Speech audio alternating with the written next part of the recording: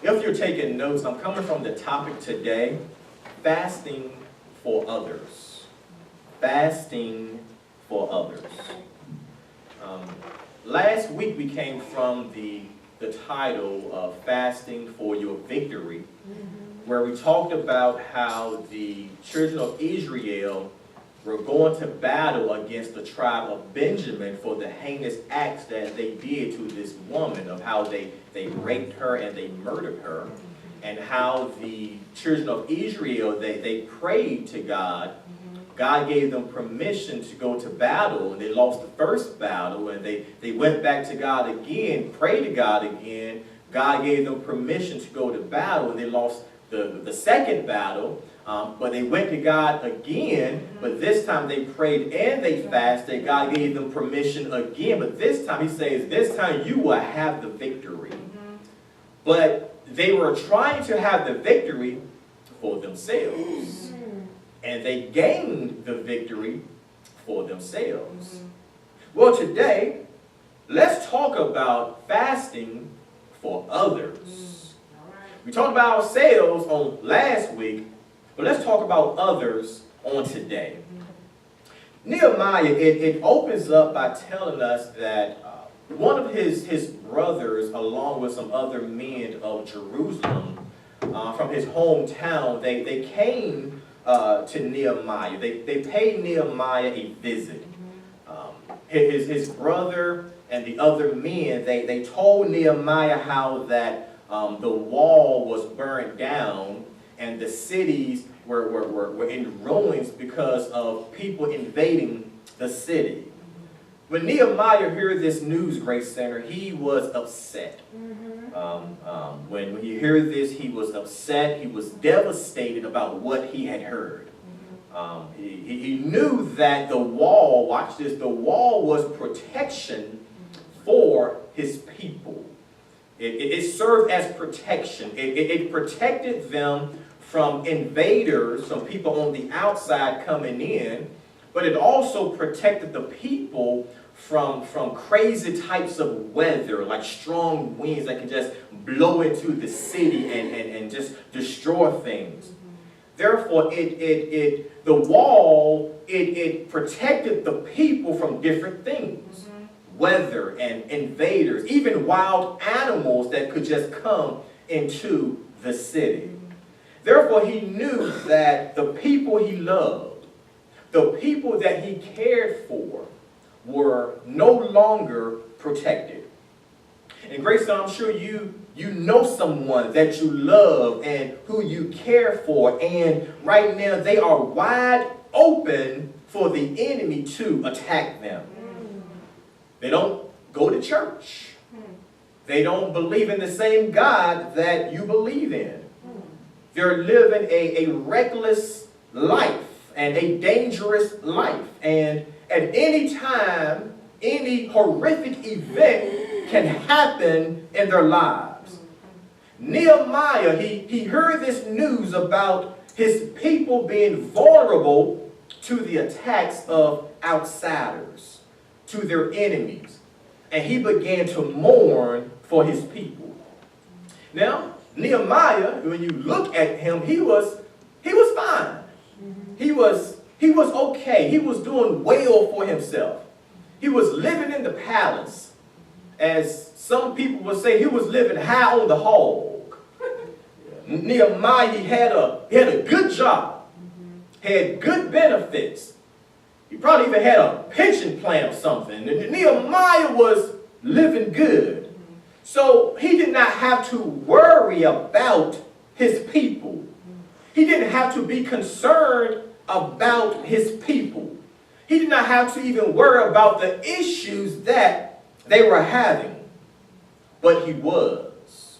The Bible says that after Nehemiah heard the news of what was happening in his hometown, the Bible says that he sat, he wept, he mourned, he fasted, and he prayed. Okay? He sat, he wept, he mourned, he fasted, and he prayed. Well, if that sounds familiar, well, the same thing happened to the children of Israel last week when we discussed fasting for your victory.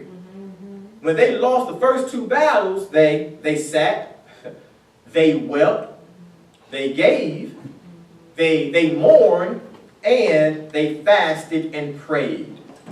You see, when you fast, Grace Center, fasting is a time where sometimes we have to sit. Sometimes we even have to weep. And all the time, we definitely need to pray.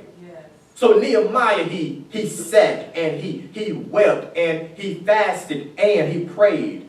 And when he prayed, Grace Center, Nehemiah, the first thing he did was he repented for himself.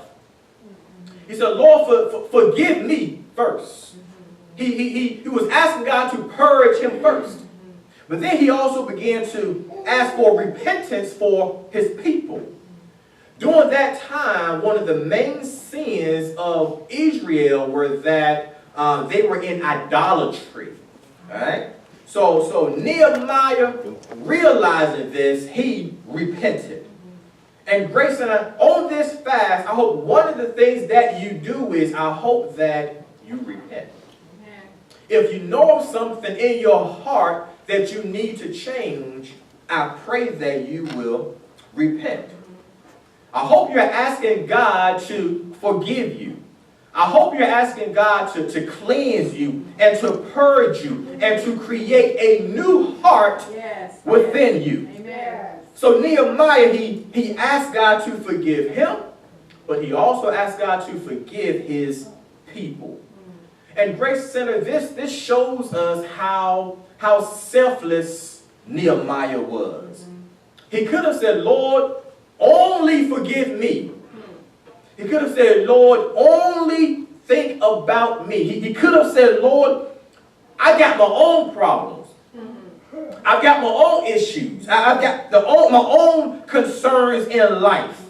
But Nehemiah didn't do that. He prayed for himself, but he also prayed for his people. One day, after Nehemiah heard the news of this, he goes into the king. And when he goes into the king noticed that he had a sad countenance on his face. Now Nehemiah, he was the cupbearer for the king. In other words, he was the wine taster for the king. That was his job. I know some of you probably want that job. I know you do. You want to taste some wine. Taste some alcohol, I know. But Nehemiah was the cupbearer. He was the wine taster for the king. In other words, he would taste the wine to make sure there was no poison in the wine before he gave it to the king. But also just to make sure that the wine was up to par. That was his job. So he went into the king. The king noticed he had a sad countenance on his face. And the king began to ask him what was wrong. Now, before I even get to that, according to the Jewish calendar, 4 months passed by before he told the king what was wrong. Because he told the king what was happening in his hometown, what was taking place. But 4 months went by before he told the king what was happening in his hometown. So in other words, watch this. He prayed and he fasted 4 months earlier. Catch this now. He went into the king. The king noticed that he had a sad countenance on his face. The king asked him what was wrong.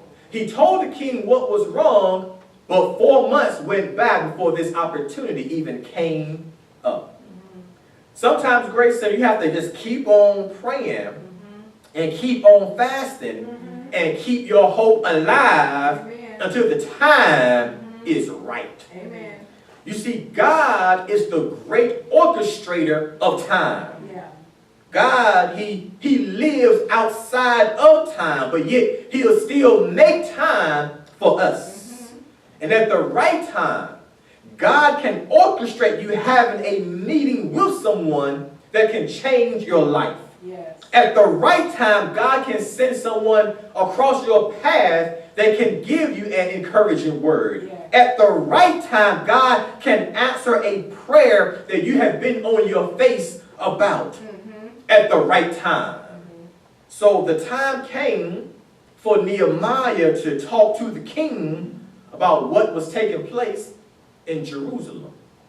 And as I said earlier, 4 months had passed by since Nehemiah heard of what was taking place in his hometown.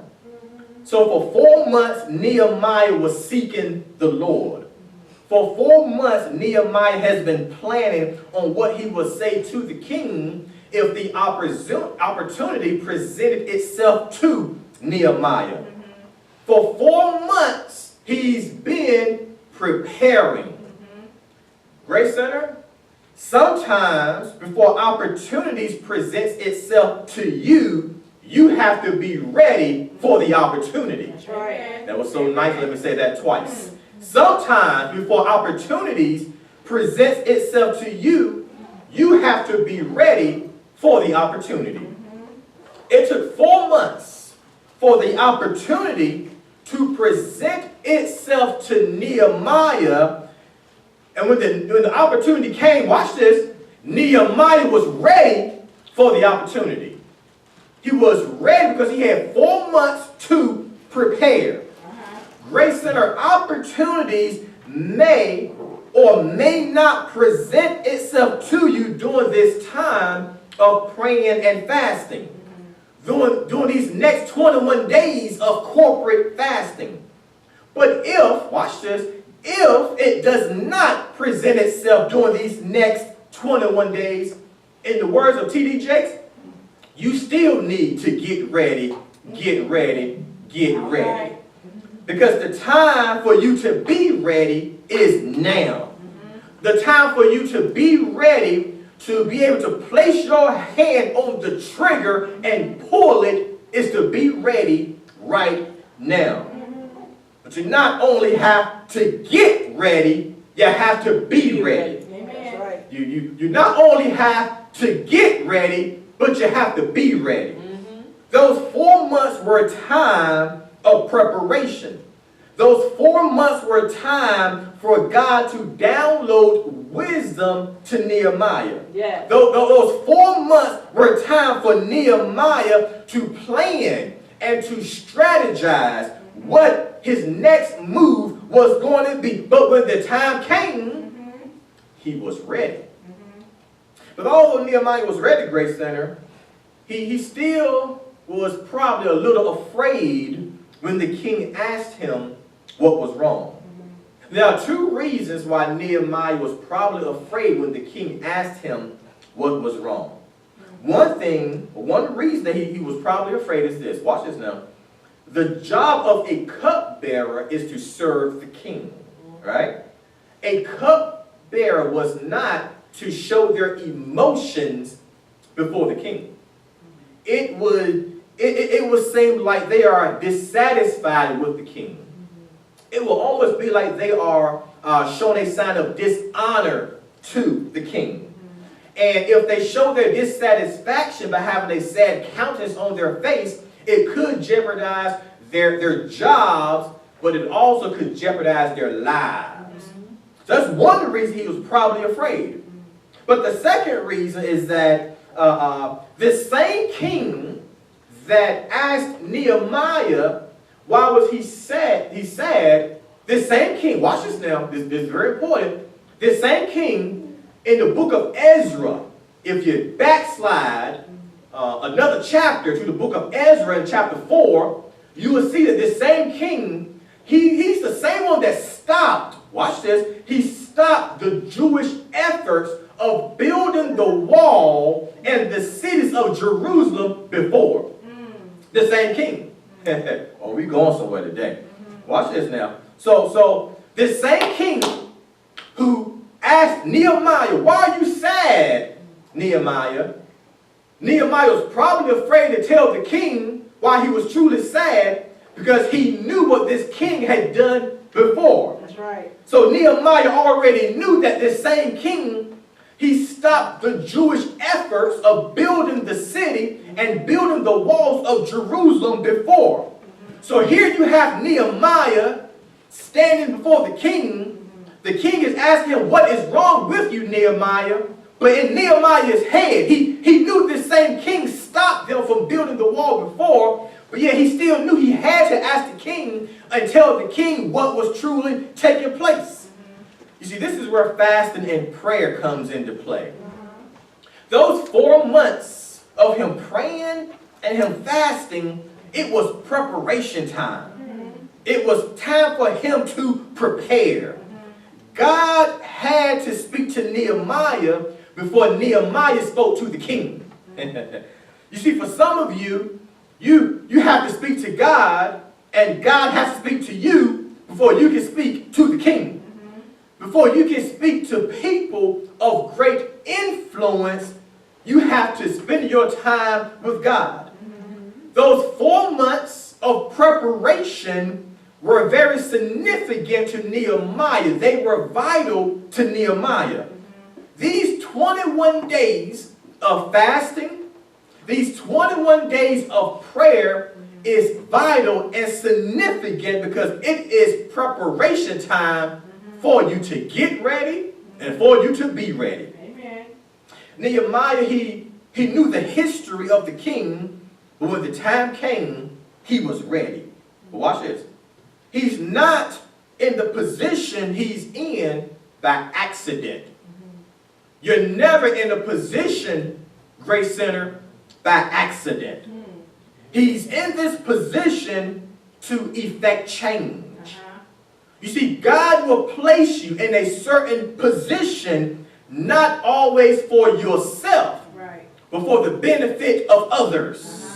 Watch this, watch this. When the people of Jerusalem were in trouble, who did they go to? Who did they turn to? They went to Nehemiah. They didn't go to anyone else. They went to Nehemiah. Why? Because Nehemiah was in position. If you truly want God to use you, you have to be in position. The people knew Nehemiah's position. And since they knew his position, they went to him and nobody else. You may know people who don't have a relationship with God, but they know you talk with God. They know you walk with God. And they know you have a close relationship with God. So if they get in trouble, they ain't going to nobody else. They come to you. Because they know you at the Grace Center every Sunday morning. And every Sunday, you get a word that's going to change your life. You post on social media, you check in, you do things in the community. They know you go to church. So when they get in trouble, they're coming to you because you're in the right position. Now, they may talk about you at different times. You know, folks talk about you. They call you a Jesus freak and you're a high roller. You go to church all the time. You're a hypocrite. But let them get in trouble. Let the lights go out. Let Lil Ray get in trouble. Who they going to call? They don't call ghosts, but they going to call you. When people get in trouble, they're going to call the one who's in position and the one who has a relationship with God. There's a story of Jonah. Jonah, when he was on the boat, and the boat was about to sink, the men, they began to call on their gods, but they said, hey, our gods, it's not working out for us. Jonah, can you pray to your God? We're praying to our God, but nothing is happening. When people get in trouble, they can call on their gods, but their God is not going to answer. So when people you know get in trouble, they may call on their gods. But when they see nothing is happening, nothing is working, they're going to go to someone who has a relationship and who's in position to hear from the Lord. Nehemiah, he had a relationship with God.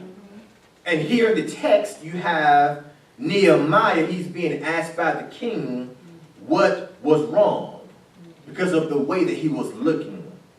Nehemiah, he told the king what was happening, but watch this.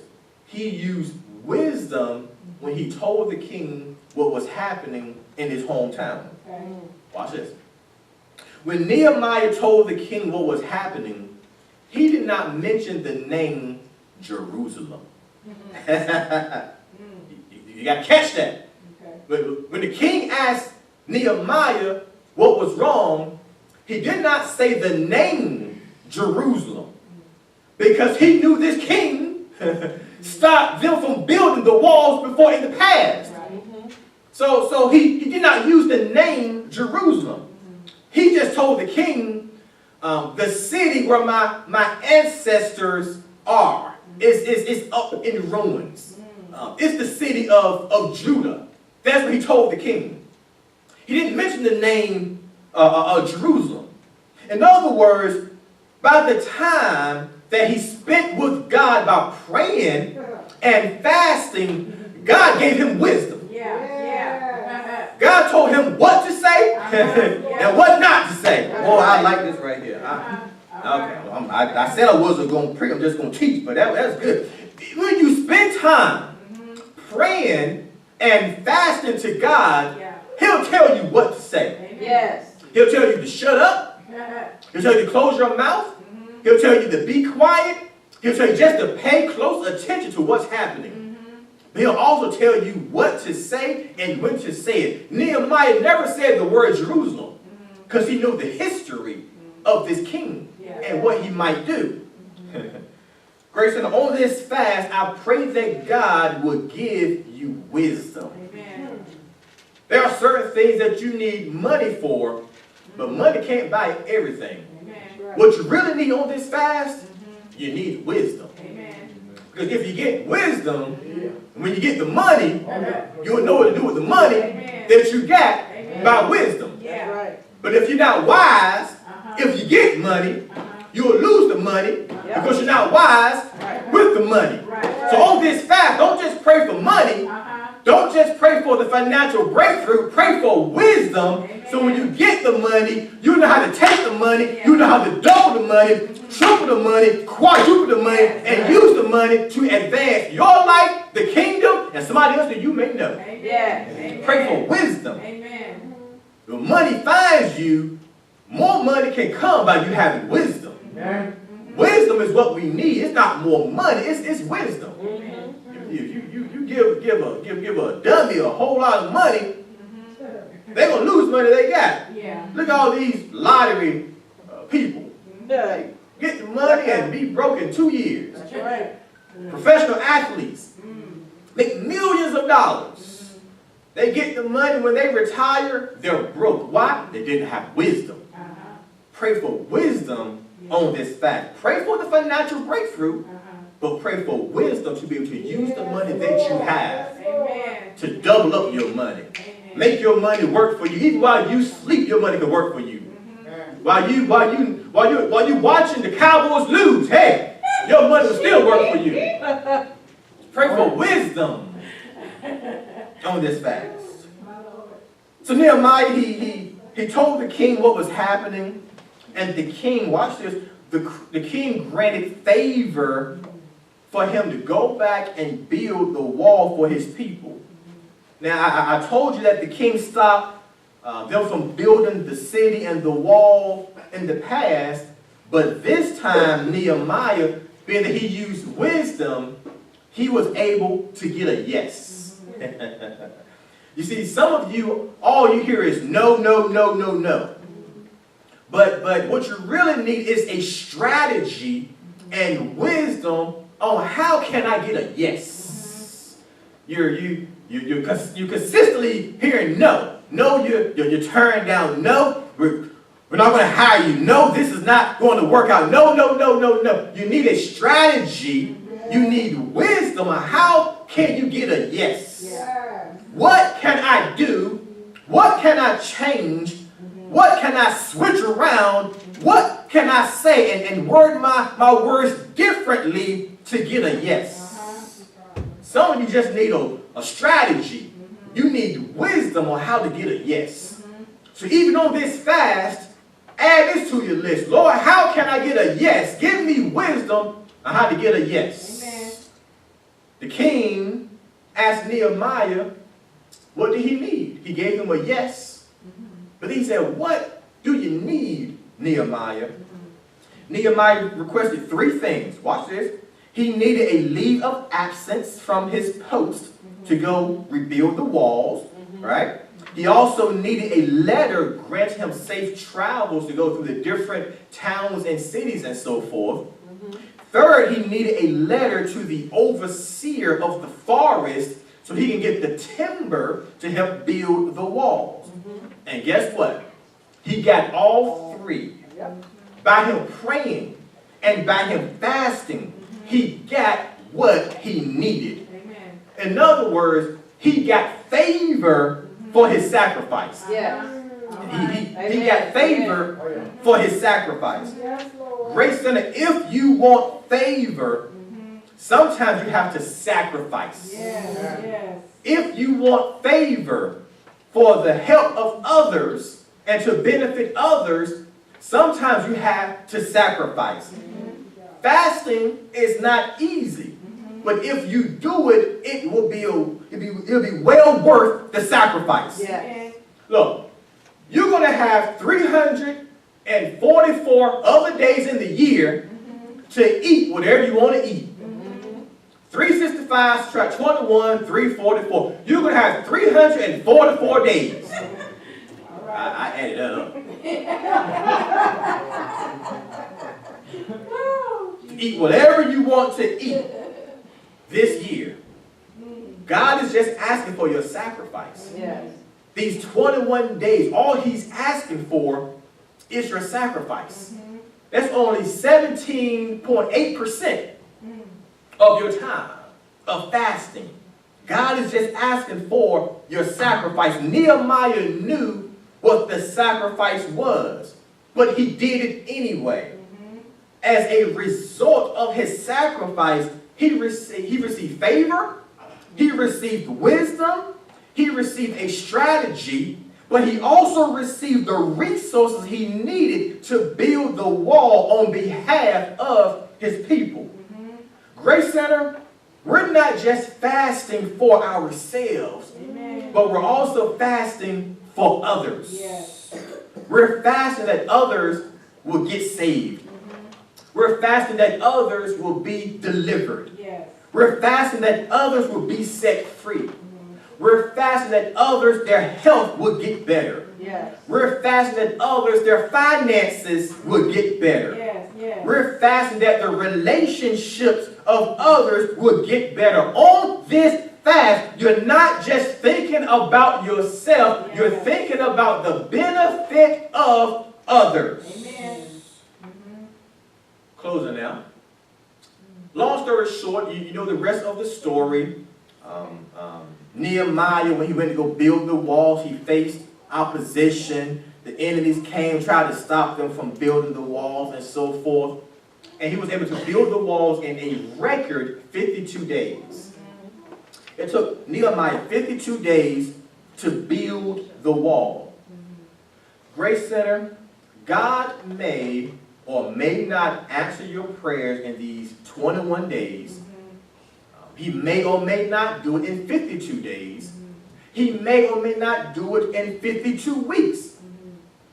But stay ready. Be ready. Watch right here.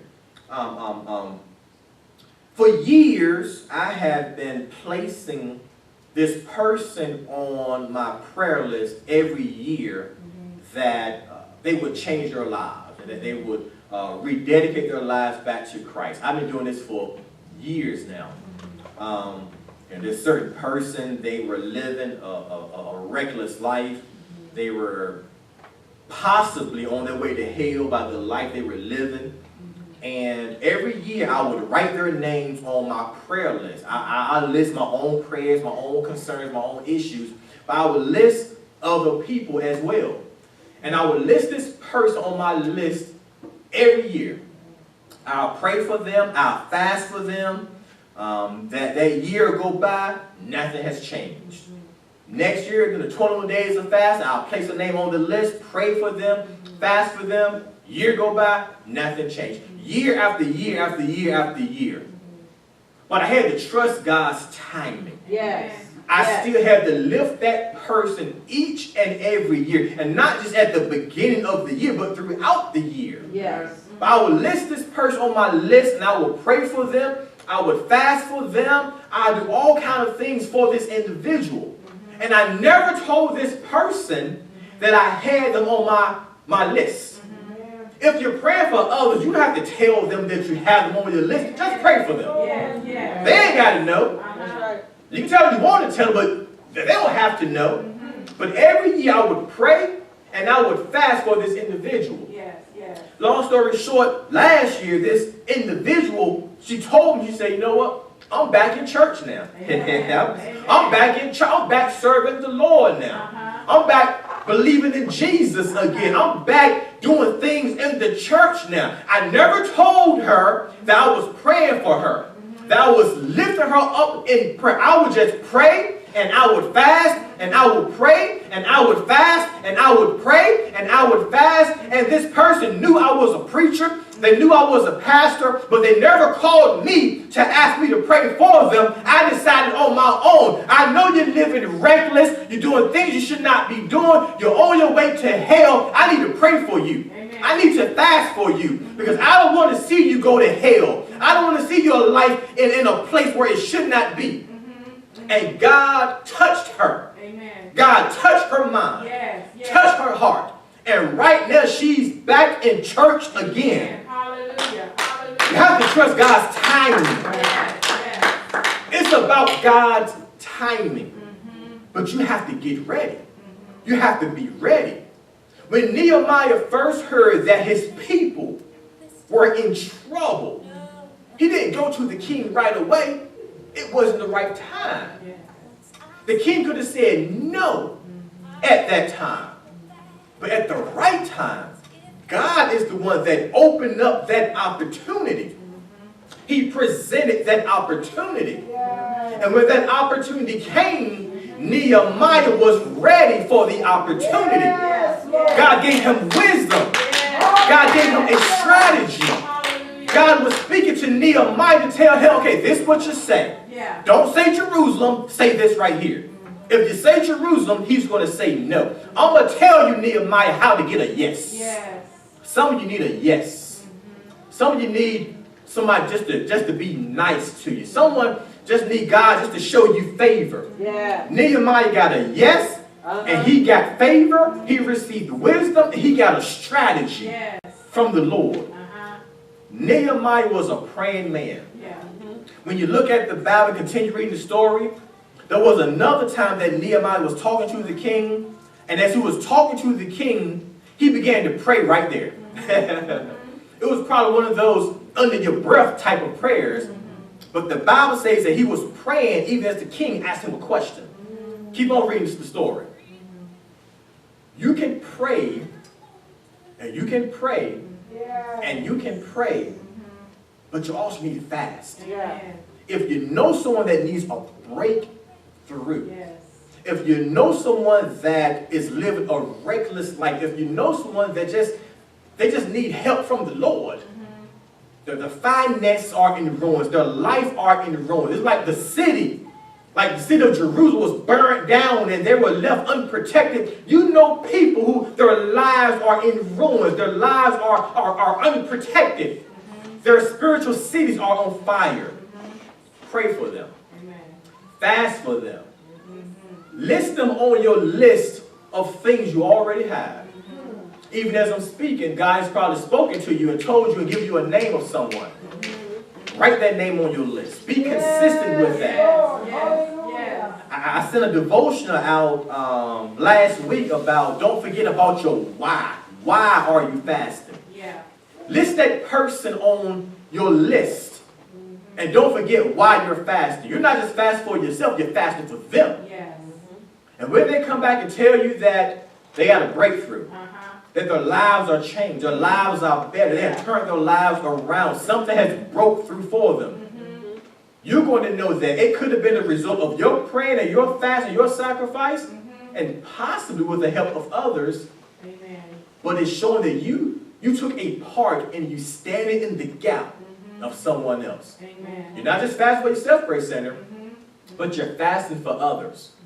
Let's not be stingy with our prayers. Yes. Let's not be stingy with our time of fasting and pushing away the plate for someone else. Hallelujah. We have a box, a prayer box outside. I pray over that box. I prayed over this morning, as a matter of fact. Amen. You can write their names on that. Place their names in the box. We pray over that. We believe that breakthroughs are going to happen. Amen. We believe on the 27th, healings and miracles are going to take place. Yes. Bring others to come out on that day. On the 27th, oh, they need to be in the house. Because I believe that God is going to show up. Yes. I believe that God is going to touch someone. Yes. I believe somebody's life is going to be changed because we're fasting for ourselves, but we're also fasting for others. Let your requests be known to Him. All your requests. Yours, your families, but as well as others. Amen.